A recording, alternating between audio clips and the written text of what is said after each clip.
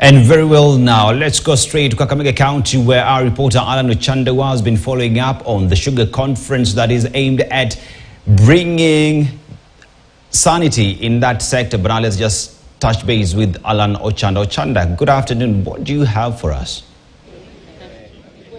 Well, Dennis, it's been a packed morning for the region that, of course, is known for growing cane and producing sugar, bringing together counties under the umbrella of LREB, the Lake Region Economic Bloc. And, of course, a sneak peek into the conversation that was actually being conversed in the hall just behind me here was actually especially what we actually preempted in the morning. And, of course, the speakers here from the governors and the Speaker of the National Assembly, Moses Wetangula, they are actually against diversification.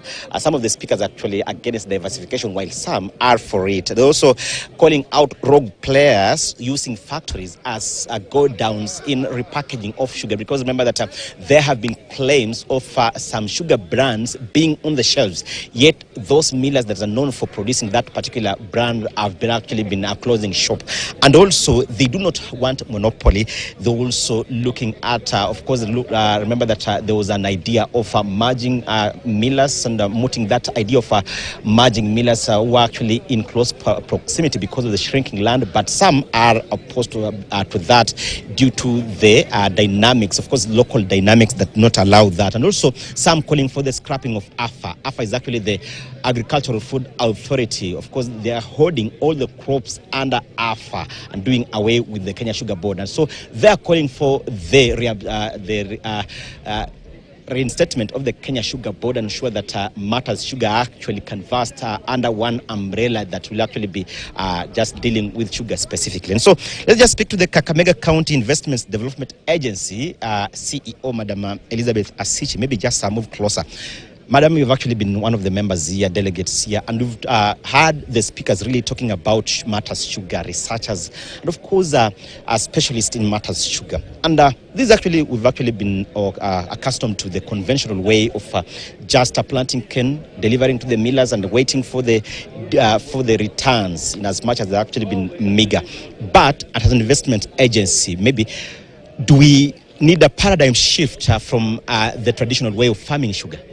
I agree with you. My name is Elizabeth Asichi. I'm the Chief Executive Officer, Kakamega County Investment and Development Agency. We are very eager to get the resolutions of this conference, especially to what will make the farmers see a paradigm shift. The sugarcane value chain is quite wide, and this is among the key value chains in Western Kenya.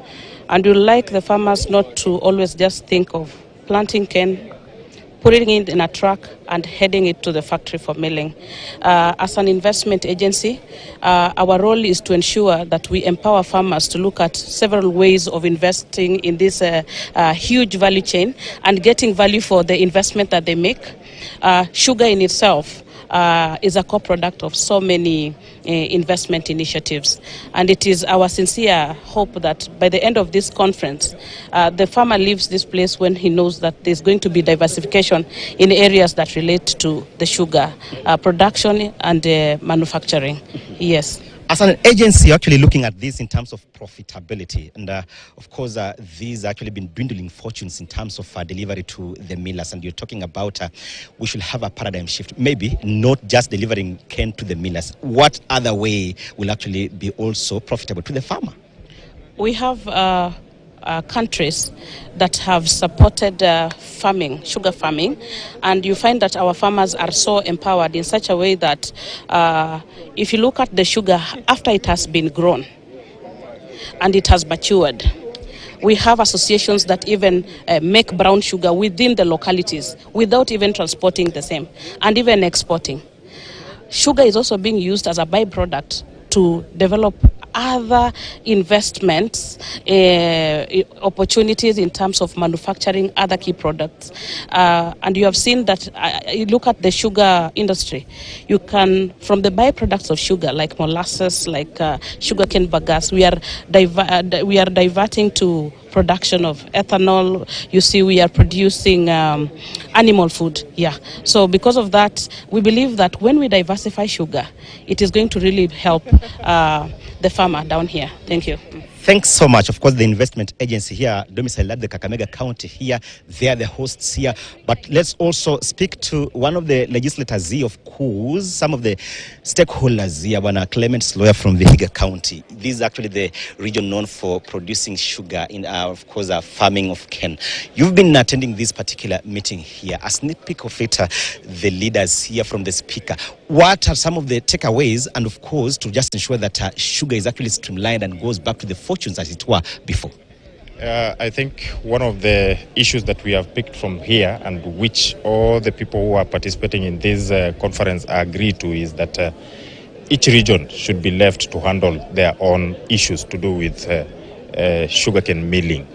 We find that the issue of zoning was coming up, but that one won't help a lot.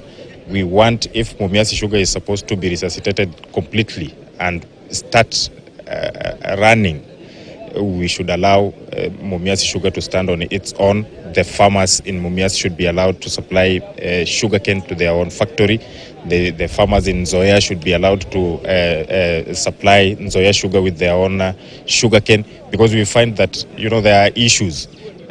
Cabras is getting their sugarcane from Chemelil, which is not adding up. So each region should be let to handle their own issues, so that sugarcane milling picks up and we have the sugar milling companies up on their feet again. Because of time, Mheshimiwa Slow shall be catching up later after the panel discussion here.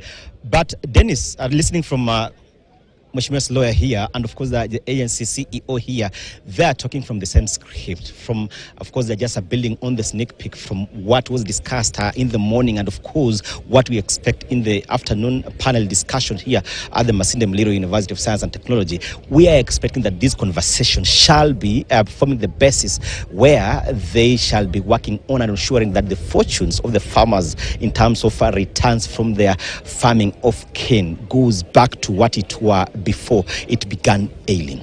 Dennis. Thank you very much, Alan.